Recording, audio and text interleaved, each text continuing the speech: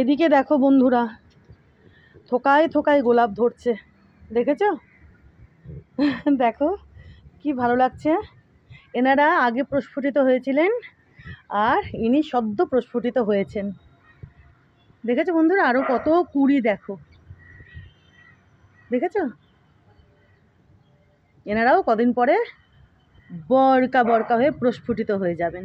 কি ভালো লাগছে দেখো, আর একটু বড় হবে নিমি। আর ওই দিকে দেখবে বন্ধুরা, ওই গোলাপের গাছখানা, চলো দেখাই তোমাদেরকে।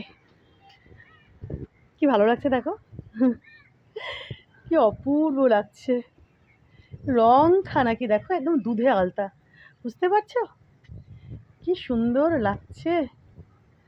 আর এই যে দেখো, ইনি দেখেছো পাপড়ি কিন্তু মেলতে আবার শুরু করে দিয়েছেন। রোদ নেই না, দেখো ঠিক আছে। এখন কটা বাজে জানো? দাঁড়াও বলছি তোমাদের, এখন হচ্ছে 9:50, সকাল 9:50। এখনো দেখো রোদ ওঠেনি, বুঝেছো? ভালো মতো রোদটা পেলে ইনি পাপড়িটা সুন্দরভাবে মেলে ধরবেন। এখনো রোদ ওঠেনি, চারপাশে দেখো এখনো কেমন যেন কুয়াশা কুয়াশা, দেখেছো?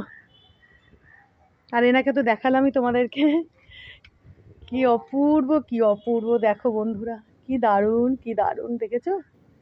দেখো কালারখানা না, না বেগুনি না গোলাপি, ভেতরটা তো মেরুন, ভেতরটা মেরুন বোঝাই যাচ্ছে, বুঝতেই পারছো তোমরা। কিন্তু এই যে কালারটা, জানি না, প্রচণ্ড সুন্দর কালারটা, প্রচণ্ড সুন্দর।